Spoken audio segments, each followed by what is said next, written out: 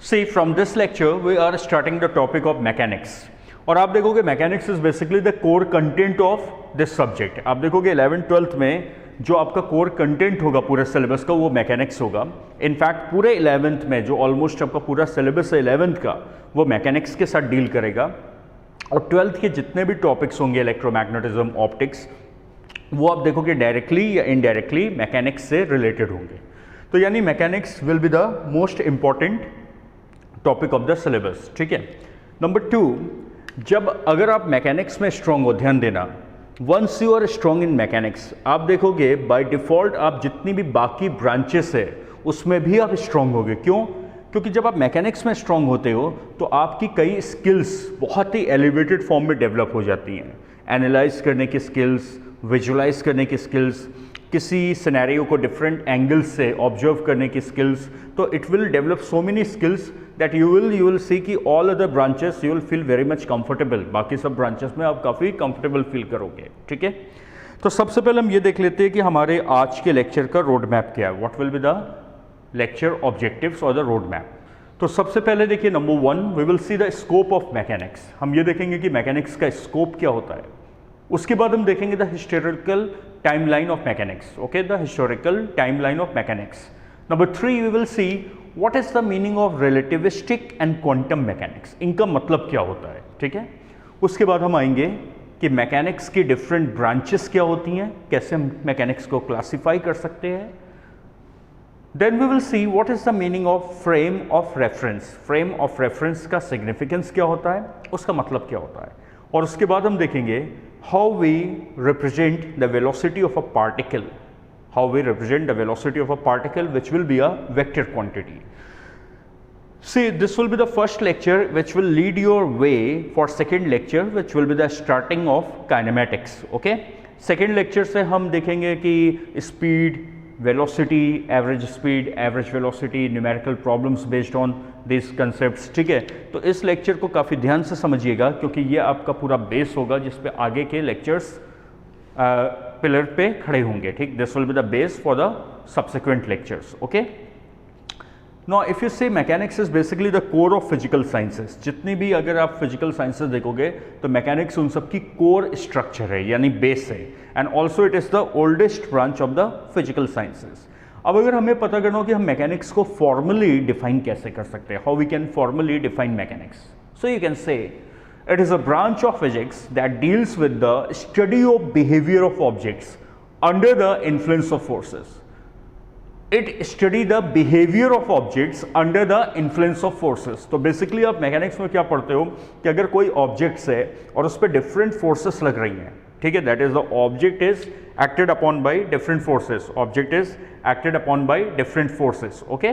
तो when the object is acted upon by different forces तो ये कैसे बिहेव करेगा, ये रुका होगा या मूव करेगा. अगर मूव करेगा तो इसकी वेलोसिटी कैसे वेरी करेगी. ठीक है. तो ये सब जो बिहेवियर ऑब्जेक्ट्स के हम पढ़ते हैं वो ब्रांच कहलाती है mechanics. Okay. Now if you see what are the timeline of mechanics, तो अगर आप देखोगे from the beginning of history lot of work has been done in the branch of mechanics. Like in 4th century Aristotle did lot of work on the motion and rest of objects. इन्होंने काफ़ी study की थी. वो बात अलग है कि इनके कई जो इनके आइडियाज़ थे, जो कंसेप्ट्स थे, वो बाद में आने वाले दिनों में रिजेक्ट किए गए. वो पाए गए कि वो थोड़े गलत थे. फिर आप देखोगे like Archimedes, he wrote so many things about the buoyancy before 200 BC. तो अगर आप देखो mechanics is the oldest branch of physical sciences. अगर आप देखो बहुत ही पहले से like 4th century BC there were people who were working with the concepts and ideas of mechanics. But if you see the modern knowledge of gravity and motion was developed by Sir Isaac Newton. जितना भी हमारा modern knowledge है gravity का लेके and the motion of the objects, basically macroscopic objects. Macroscopic मतलब होता है जिसकी साइज थोड़ी ज़्यादा हो, not at the microscopic atomic level. तो जितने भी हम ग्रेविटी के बारे में हमारा आइडिया जो मोशन के बारे में है वो सर आइजैक न्यूटन ने डेवलप किया. और जो न्यूटन्स के रूल्स है, जो न्यूटन्स के लॉज है, वो जहाँ अप्लाई होते हैं उस ब्रांच को हम कहते हैं Newtonian mechanics. That is called Newtonian mechanics, often as classical mechanics. ठीक है. तो बेसिकली जो हम 11th-12th में पढ़ते हैं वो न्यूटोनियन मैकेनिक्स होती है या क्लासिकल मैकेनिक्स होती है। अभी हम देखेंगे कि बेसिकली अभी ये मीनिंग और क्लियर होगी कि why we call it Newtonian और क्लासिकल मैकेनिक्स, क्या कुछ और भी मैकेनिक्स होती हैं, let's see. So when we talk about classical mechanics, यहाँ पे 2 पॉइंट होते हैं। The speed is much less than the speed of light. जब हम क्लासिकल या न्यूटोनियन मैकेनिक्स की बात करेंगे, जो हमारे स्कोप है 11th-12th का, ठीक, जो हमारे 11th-12th का स्कोप है, तो यहाँ पे 2 कंडीशंस होंगी। जो भी हमारा ऑब्जेक्ट है मूव कर रहा है, उसकी स्पीड ऑफ लाइट से काफ़ी कम होगी, उसकी स्पीड ऑफ लाइट से काफ़ी कम होगी, ठीक। Number 2, the object is macroscopic. Now let's C what is the meaning of macroscopic. देखिए, जब आप माइक्रोस्कोपिक की बात करोगे तो आप एटॉमिक लेवल पे चले जाओगे। जैसे you are talking about electrons, तो electron is at the atomic level, तो वहाँ पे क्लासिकल या न्यूटोनियन मैकेनिक्स अप्लाई नहीं होगी, ठीक। ये जब आप बात करते हो बुलेट की, बॉक्स की, बिल्डिंग्स की, पिलर्स की, ये सब कैसे ऑब्जेक्ट्स है, macroscopic, of some appreciable size, ठीक। तो जब भी आप क्लासिकल मैकेनिक्स को अप्लाई करते हो, 2 कंडीशंस वहाँ पे मेन है, क्या, the speed is much less than the speed of light, and number 2, the object is macroscopic.